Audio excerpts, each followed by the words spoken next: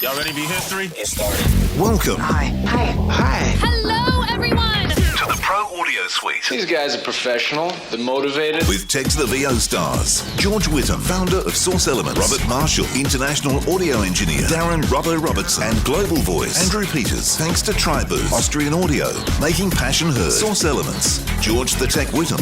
And Robbo and AP's international demos. To find out more about us, check theproaudiosuite.com. Line up, ladies! Here we go. And welcome to another Pro Audio Suite.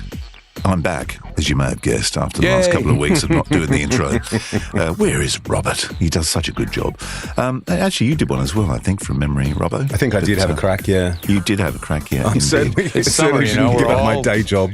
Yeah. People are traveling. There's there's so much going on. So sometimes the episodes have 3 out of 4. Mm-hmm. Yeah, which ain't bad. Yeah, I don't think we've ever done one with 2 for I don't years. think No, so. I don't think so. No, I don't think so. We usually pull the pin if that's It would the be case. the 2 best and the 2 worst. Oh, I'll put my hand up for the worst. I'll go the worst. Yeah, definitely. There wouldn't If be you much guys have chat. an opinion, Yeah. you should tell us in the comments. Yeah. Tell us who are the 2 best and the 2 worst to have to host the show. Who's So- your favourite? If you wanted content, then I think it would have to be George and Robert. Are you serious? If you wanted, I'm serious. zany locations, I think it would have to be Robert. Yeah, that's true. If you want If you wanna someone laugh a who lot, says for about sure, 3 things in the EP, show, yeah. that'd be me. yeah. How to if you test an type- audio engineer, that'd be Robert. Yeah, yeah. Yeah, for So if sure. you- How many Time crazy challenged, things you can that'd be good. smoke, that'd be Robert. How many tangents we can go on? That'd be all of us. Robert. All of us. Yeah, that's true. That's all of us. No doubt about True, that. yeah. There you go. Indeed. By the way, thanks to Austrian Audio, making passion heard. Oh, Talk those about- guys. Yeah, we Yeah. should mention them, really, shouldn't we? Yeah, we should. Sorry. Do. Thank you. Talk about heard. We're talking about monitoring today and what you're hearing. So, Robbo, you were just saying before we got on air that you're working in a different location. Yeah, I've been filling in an in-house agency studio for the last couple of days. And look, I used to freelance all the time. And I still, go to agencies occasionally, but this was one I hadn't been to for a little while. I've done work for them from here, but I haven't been into their studio. What are you doing over there? Oh, just, presentation stuff, whatever, just like whatever a normal in-house, some of the smaller radio jobs and all that sort of stuff that don't have big budgets, whatever sort of comes through, really. There's a lot of corporate video stuff that they're doing for clients and things like that. So a real mishmash, which is kind of nice because it's, some of it's, you can sit there and it's just a no-brainer, and other things you've got to sort of throw your head into. And it's kind of nice to be working with some creatives that I haven't worked with for a while. And some younger ones too. I've got to tell you, there's the amount of talent that's coming through in some of these agencies that sort of aren't getting the big campaigns yet, but are sort of working on stuff that you just go, wow, that's really clever. There's some really talented people coming through, which is kind of nice for an industry that's, being threatened by AI. That's one really reassuring thing, I got to be honest. Yeah. But coming back to the room, I mean, it was just as we were saying before we sort of started recording, it's just that thing where you're sort of used to something and you're comfortable in a space and you're comfortable with a sound and you haven't really got to think about that. All you've got to think about is what you're there, the job you're there to do. But then, like this guy who I was filling in for, he doesn't have everything hardwired, so nothing's normalized, right? So he's got this patch bay. And so you want to get a microphone into a compressor because he's got a really nice external compressor and well, actually what I used to have, you've got a Drama. And so you want to go into there and then come into the console and it's like, and someone comes in and goes, oh, can we record a quick voiceover? And you're like, yeah, we can. Just give me a sec. It's like, oh, but I think, okay, Right. yeah, okay, good, okay, let's go, rather than yeah, sure, open a mic and away you go. He doesn't he doesn't have like a go-to that's like always at the ready. He may do, but I don't know it. So I've opened up his template and I've tried to figured out what I absolutely needed to know by looking at his template, and then the rest I've just sort of bluffed my way through from my workarounds in Pro Tools or whatever. It's going to be fun when he comes back. He'll be Well, yeah. I mean, he'll open up his template and he'll be right. That's the nice thing about Pro Tools. But yes, I mean, if he has to open one of my sessions, he may be scratching his head. I don't know. But yeah, but the other thing was the sound too. You know, it's like you sit in the room and you think you know what you're listening to. And I did my old trick. I think I've talked about this before. Stuck the Eagles Hell Freezes Over up and had a listen to that. But it was interesting because I had to bring some stuff home because I've got to work on it today with them, and I was listening to it last night, and it's close, but there's little things that I sort of hear here that I didn't hear there, and all that sort of stuff, or stuff that I thought sounded right there that doesn't sound right here. So yeah, and as I said to you, Andrew, I was kind of also interested that, you know, I know many voiceover artists who struggle when they're not hearing what they're used to in their headphones when they're trying to do a session. And it was just an interesting thing to sort of go back to that, because having freelanced for a long time, it was second nature, but this really threw me the last couple of days. It'd be funny because I've worked now 99.9% from here. Like I've only been in the city once in the last 3 years, maybe, I think. Maybe less. I don't know. Maybe it was longer. Mm-hmm. But I was used to going into different rooms, different headphones, different microphones, everything different. And it kind of like, yeah, okay, it didn't really affect me. But I'd be curious to see what would happen if I did it now. You'd be so perturbed about 90% of the time. I would be. There'll be a couple of things. One, I wouldn't know what I was listening to. And secondly, I've got into such a routine of the way I work that if I'm doing a live session, I know when I do live sessions from here, I've got to reprogram the way I do the session. Yeah. Where for me, and I remember I was in New York years ago, and there was a session on. I sat with Jim, and it was a corporate, and the woman that was reading the corporate, when she made a mistake, she stopped and went back and picked up and kept reading, which you never do here. When you make a mistake, it stop, and then you look. Okay, yeah, we'll punch you in, blah, blah, blah. Oh, okay. Yeah. So that I thought that was really interesting, and I've got into that habit of the same thing because I'm not like actually managing the session myself while I'm reading. So I'll do the same thing. Stop, I'll go back, and then pick up the read and keep going. So there's no punch and roll. So that would be interesting as well. Yeah. I'll tell you one thing I did really miss the last couple of days, which I didn't think about until the first day I was there, was I missed INXS. That being able to shunt stuff around, you know, without having to, you know, muck around or whatever. And, you know, like the Pro Tools has got their own version of it, but it's nowhere near as good. Yeah. And it was, you know, I did really miss it. It was interesting that's what started me thinking, I think, more about, you know, what you're used to and what you're not. Well, it's funny also because I mentioned this before we got on as well. There's a guy I know who just moved down into my neck of the woods, which is a very, very small coastal town. And but there's a few of us sort of creative types living down here. And one I've mentioned before is Pip, and he does a lot of long form stuff. So he's editing at home. He's doing all the audio post, and then he goes back into the big studio in Melbourne to do the final run through. Mm-hmm. But I got him, this young guy that I've met, and we went out for a coffee, and it ended up where Pip sort of said, look, I've got been offered this job of a short film. I really haven't got time to do it. Would you be interested? And of course, young Will's gone, yeah, absolutely. But he doesn't have a setup. So he's working basically in his sitting room. Wow. And then he sent me a message saying, Pip's going to lend me some monitors so I can work instead of working in cans and stuff. Because I did ask him, how do you monitor? And he told me I've got a pair of Bayer 990s or something. And I thought, well, that's not going to work because it doesn't matter what your monitors are like. If the room's shit, it's going to sound like shit because you won't know what the hell you're listening to. So I said, get an SPL monitor too. I've got one here. You can borrow it. And which has crossfeed. So he can actually monitor like he's listening to speakers. Yeah. Without well, it just means that instead of having like hard right, hard left, he can do it. It's a mix with the crossfeed. So you actually get something that sounds real. A more natural sound, yeah. Slight delay if your right speaker hits your right ear. Mm-hmm. Yeah. but there's a slight delay by the time it gets to your left ear, and that's how the crossfeed works. So it feels like you're in a room. So I don't know whether he's going to come and get it or not, but it would certainly save him so much grief trying to do a proper mix.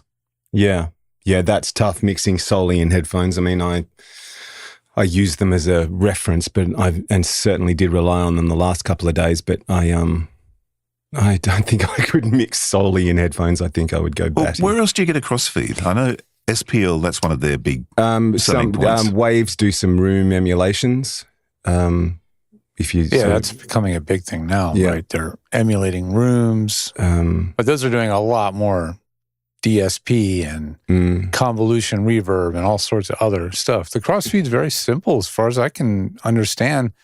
I mean, what I'm reading here is that, and with crossover and blending, it routes a delayed attenuated copy of the left channel into the right channel and vice versa. Right. Phonitor also, I guess that's their flagship controller. Yeah. Recreates national speaker acoustics by performing 3 functions. So it's not just the blending. So it's doing a slight delay. I wonder how much it is. It must be only a couple milliseconds. Poof depth, yeah.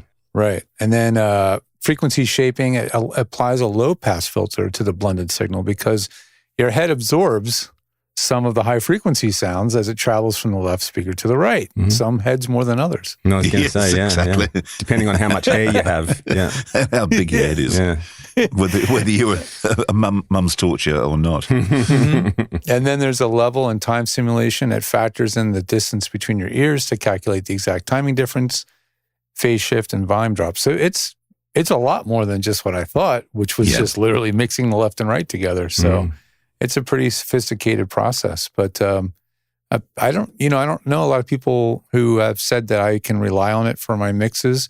I guess the key thing is it's just trying to get you a better stereo imaging. Because if you're in stereo headphones, your reverbs and everything else are going to sound much wider than they will on studio monitors or speakers, right? Mm-hmm.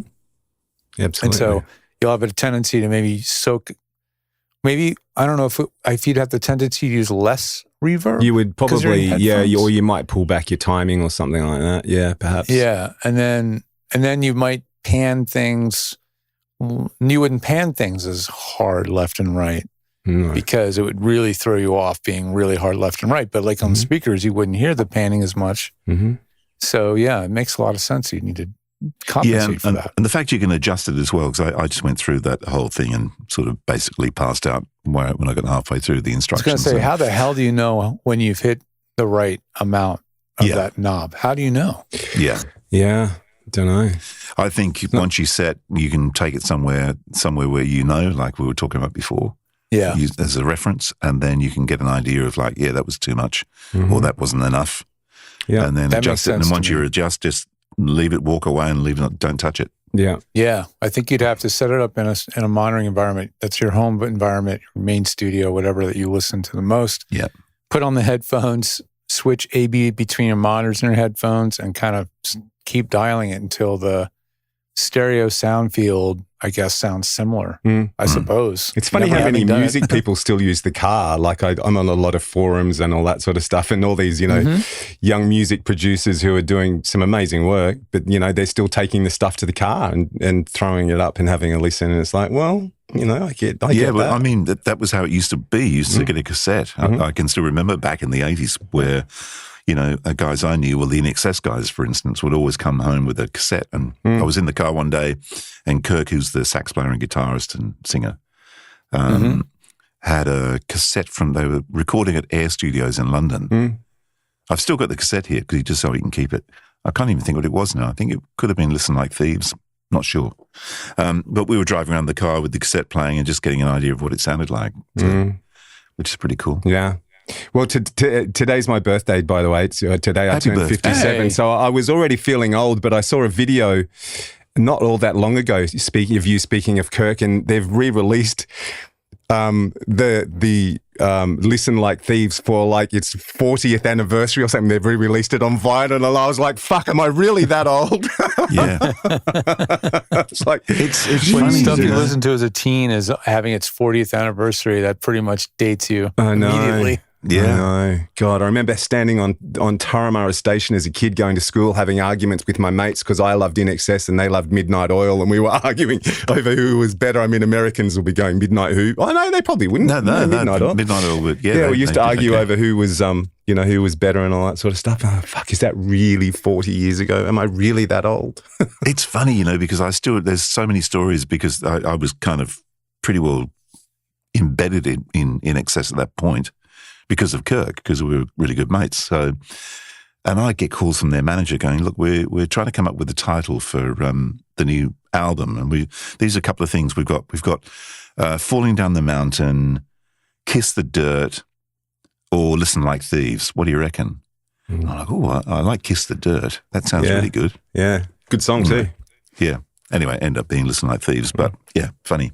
There you go. It is one of those albums that's just got one of those names that just sticks in your head, though, doesn't it? Listen Like Thieves. I mean, and then we travelled with that was 86. We travelled with that record and I toured with them, well, briefly because of Chernobyl. We did a couple of clubs in England, flew out of London, got to Italy. First gig was cancelled in Milan, flew to Rome, and then everyone said, "Holy shit, a nuclear reactor's gone up in, which was USSR still. Chernobyl. And we're like, fuck. And it was like, where's the cloud going? And everyone's going, it's heading south, heading towards us. And I'm like, all right, let's get out of here. So a couple of us flew back to London. Some flew back to Sydney. Others headed south, which turned out to be the right decision. And the cloud didn't actually go south. It went the other way. West. Right over the UK. There you go. Good choice. Well done. Yeah. Hey, good pick. Got 4 choices here. Which one do you want? The wrong one, thanks. Yes, exactly. We'll go the wrong way.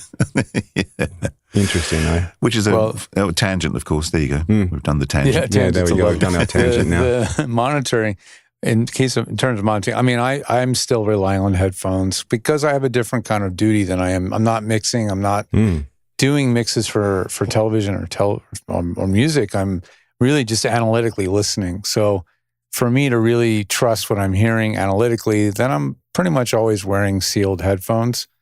I know that theoretically open-backed cans are, I guess, supposedly more accurate. Yeah.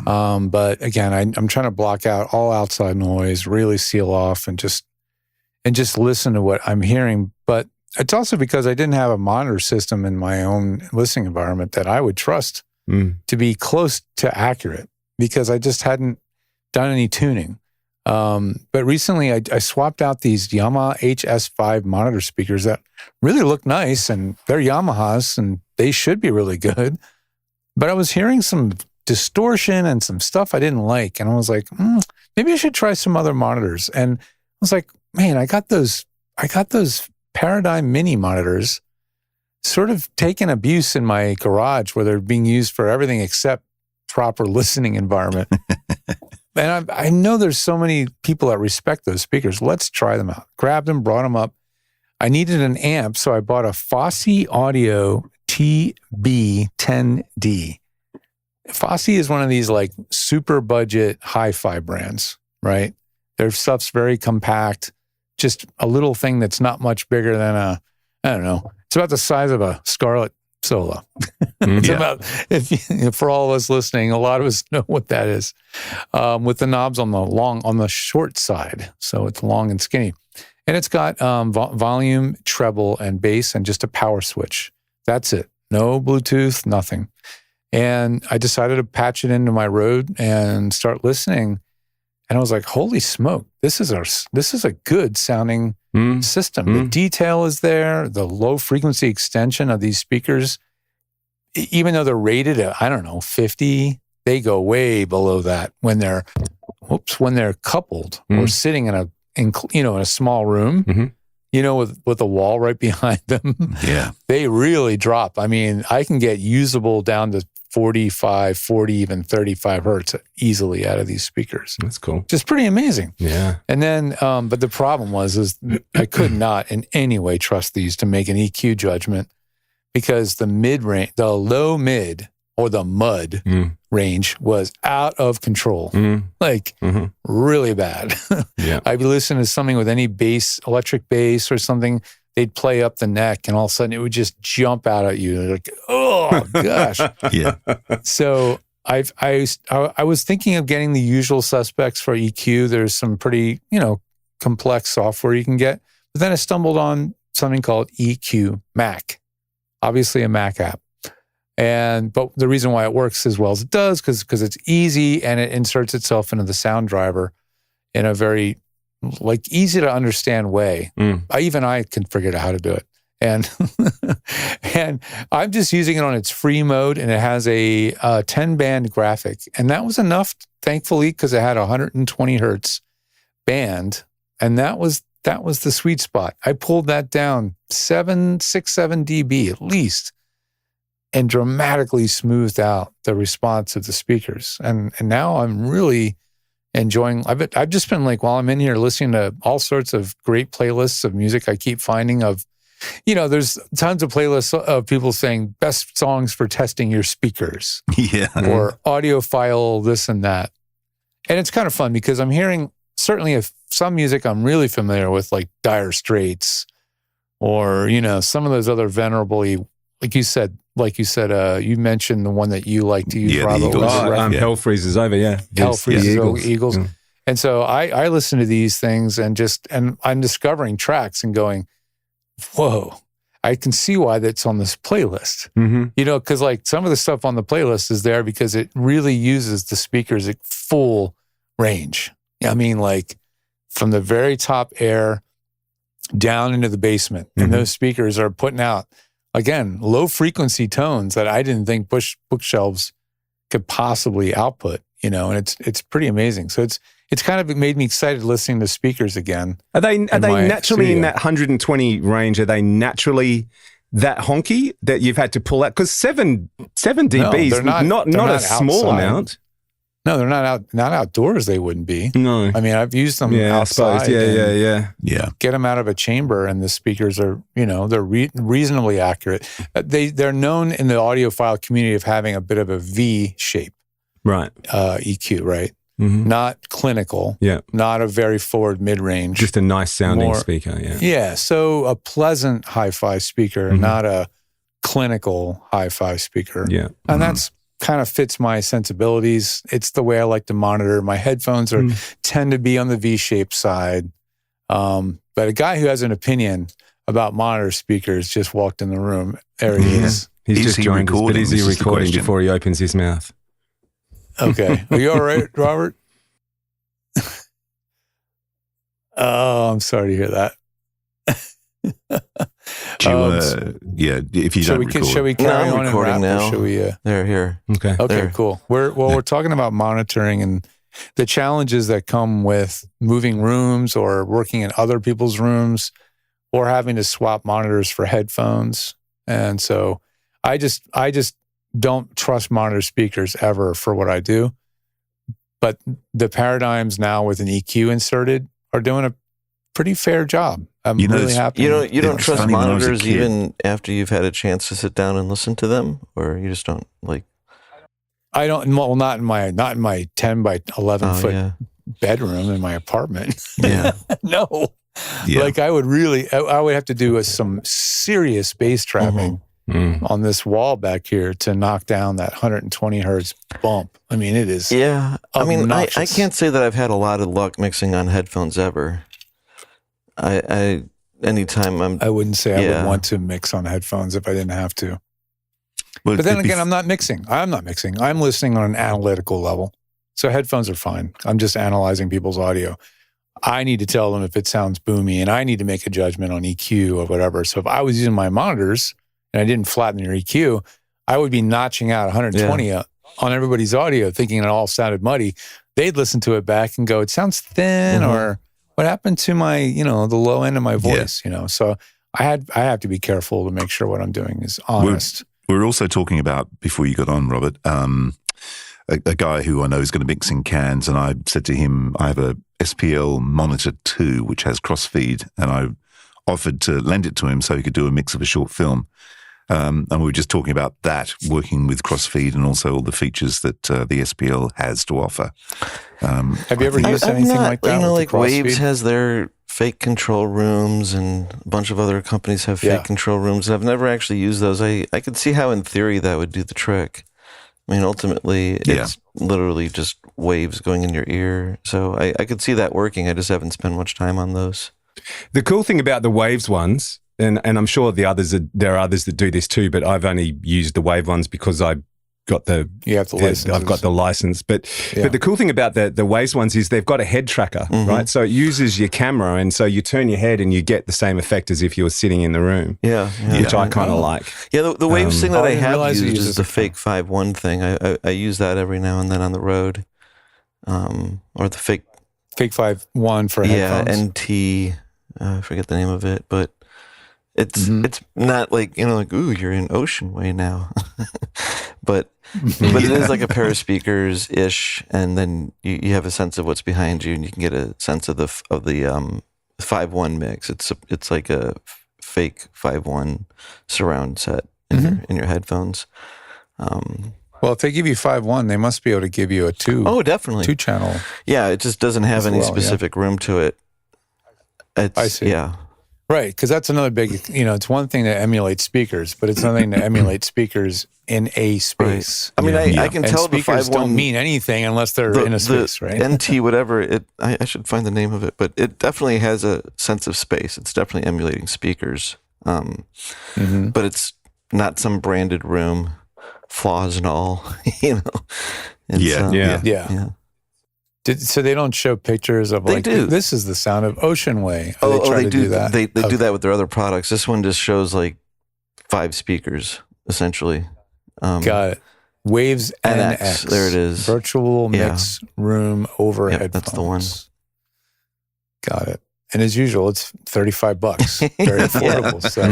I think I have a couple copies of it because, like, every now and then, you upgrade and they're like, you get something free, and I go through their list like, this is all useless except for, I'll license another laptop with this.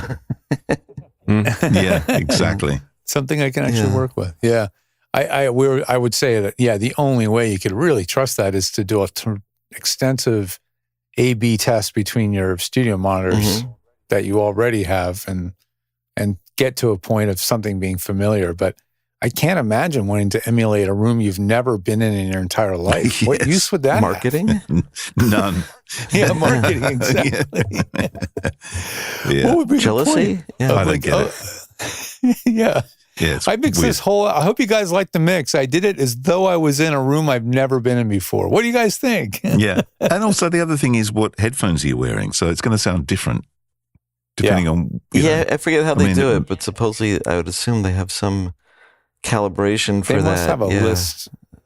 Yeah, they must have a list of cans. Because what's the one that's been around for years now that has been working in this space? I can't remember the name of their company. I think they're Swedish. Softtube. Oh yes.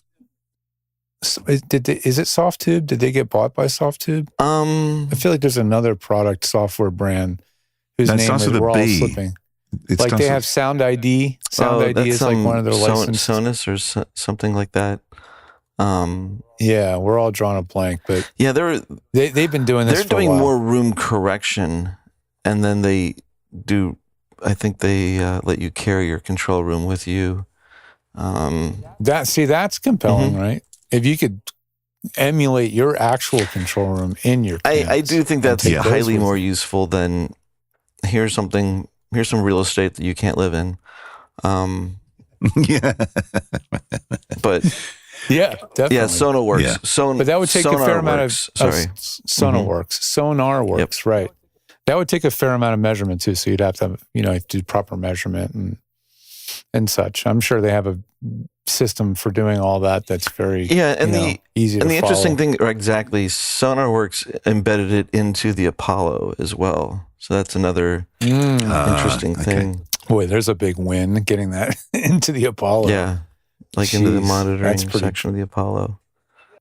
Yeah, because what's nice about it being in a hardware DSP is it's portable. It moves between DAWs, whatever software you're working on. And also right now. it sucks sticking something that's inherently latent in your entire audio chain that you can't get rid of. This whole thing has existed for a while. It started with Antares, who made SST way back in the day, in like the 90s, in the late 90s. And also known for their auto tune. Well, Antares did all this. They also did mic modeling before everybody did. That's right. And doesn't always pay to be the first, obviously. Yeah, and Antares did mic modeling without having you record on a special mic, and everyone went, "How the hell is that going to work?" Exactly. Yeah, I think it's always been, this area has, like actually probably the first one to really pull it off as far as modeling goes and go, "Oh, that's realistic," is probably the one mic that what's it called? Again, Slate. The Slate kind of, but it was single diaphragm, and I think a lot of things that Slate does is like, the UA the sphere. sphere, Stuff, the sphere seemed a little bit more real than the Slate approach. Like Slate was like kind of pro, kind of a pile of marketing. The sphere seemed a little bit more science than just marketing, even though they're both the same idea. All of it's the same idea. It's an EQ. Some timing. Yeah. Yes, that's right. Well, I'm just using this free EQ called EQ Mac. Just it inserts its driver between your device and, so like instead of having it, my device driver in my system sound is, instead of Rodecaster multi-track or multi-channel, it's Rodecaster multi-channel parenthesis EQ Mac. Okay. So it makes another copy of the driver just with their name injected to help you remember which is the right one to use. And it does what it says on the tin. You can pay the pro model and it gives you a ton of other functions and features and a more detailed EQ. But just being able to notch out 120, a few dB with an graphic is really handy. I was real close to, I know in the garage I have I think a stereo 15 band graphic. I was going to go grab and actually. No, you're going to put a physical one across. The funny thing is, all this goes all the way back to like the 70s, and control rooms would have someone ring out the control room, and there'd be like the 31 band graphic that everyone's like, "Don't touch it." They'd even get the little metal cage under penalty like of the metal death. cage that could even go around it, and someone came in and rang the room out, and there'd be some engineers who wouldn't like mixing. Graphic hell story. There'd be some engineers who didn't like mixing story. through those. They would turn them off because the EQs would have a certain amount of phase shift in them. I had a boss, a guy called Jeff Thomas, and he used to EQ the voice, the station voice, who's Steve Britton, who we were talking about before. He used to EQ Steve on I think it was some ridiculous 64-band graphic or something. He used to EQ voice on Steve's voice on this graphic. Wow. Well, I thought that the deal with graphics is they tend to be more phase coherent versus parametrics are less, have more problems with phasiness. If I recall correctly. I'm not sure that graphics are more phase coherent. I'm not sure about that because there's a lot of bands, but maybe. Yeah, that's what I thought. That's why I think that some people prefer to work on a graphic. But I was in college doing live sound, running shows solo, doing everything myself. And I would, ring out the monitors, get all the graphics set beautifully, do a band changeover at a party, come back to the console, and every fucking fader on the graphic is just pegged. Flat. Just like some dumb drunk frat boys thought that would be real funny. I was just like, oh, mother. I was livid. It's funny. Livid. I've got a hi-fi behind me, which I bought in 82 or something, which has a multi-band EQ, I think, and maybe, how many bands? Maybe 5. Would that be right? Probably typical. Yeah, 5. Yeah. But I can see what I've done. I've got a marker pen. And I've actually set it and I've marked it. But it's still there from when so if anyone touched anything, it's like, no, you go back to your band. Yeah. So let me ask you, on your EQ, how much was the lowest frequency boosted?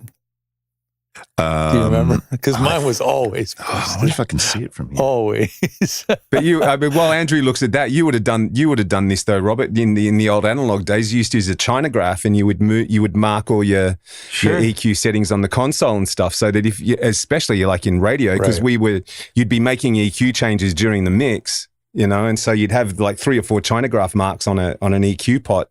Well, I can tell you what I would do with graphic EQs. Sometimes you're working with a band and you're just looking for some like freaky sound, or you're trying to do something super stereo. You could either get a pair of graphics and do every other band up and down, and do 2 EQs the opposite way and like stereo something out without a time delay. Yeah. Whoa. Yeah. That's crazy. Yeah, you just like full up, full down, full up, full down, and then full down, full up, full down, full up. Split the signal, go into both graphics, and send one left and the other one right. And it just makes this guitar like rip apart in stereo, but it's balls in time. It's not like separated. What's it sound like if it monos up though? Is it all right? I wasn't too worried about that, but it gives it this, probably each not, one individually gives this crazy like tubey like sound. It would sound like a ring modulator, a ring. That's fun, comb filter. It would be a comb filter. Yeah, you're looking for a sound, or just like pop it into like into one chorus, and the guitar goes like. I mean, literally the definition of a comb filter. Like looks like that. So anyway, my low frequency was a plus 2 dB. There you go. That's pretty moderate. That's no, you're not. Yeah, you're safe and sane. I did sound. I worked at a church fresh out of college just to make money. I was doing sound. They had a recording studio, but they also had the sanctuary and the live sound system out there. And I remember walking out there one time and seeing the graphics, and they had a huge disco smile on the graphics. And I said to the guy running the board, I was like, "Oh, that's the EQ on the graphics. Interesting." And he's like, "Oh, the pastor set that. I can't touch it." Yeah, of course. God said that. It's always someone else's fault. Yeah. Can you imagine the low frequency in an echoey room? Yeah. Well, I mean, that the guy who talk about a God complex. He even was in control of the freaking sound, the system EQ. Yeah, that's right. Are you kidding? And the guy had like this ring binder with pages and pages of settings for the board that he's like, I have to use these settings. I wonder whether the smiley face was, the priest going, "Have a nice day." Yeah. Maybe it should have painted the whole thing yellow with the sun. Yes, that's right. Exactly. There you go. Well, that was fun. Is it over? The Pro Audio Suite, with thanks to Tribooth and Austrian Audio. Recorded using Source Connect. Edited by Andrew Peters and mixed by Robbo. Got your own audio issues? Just ask Robbo.com. With tech support from George the Tech Whittam. Don't forget to subscribe to the show and join in the conversation on our Facebook group. To leave a comment, suggest a topic, or just say g'day, drop us a note at our website, proaudiosuite.com.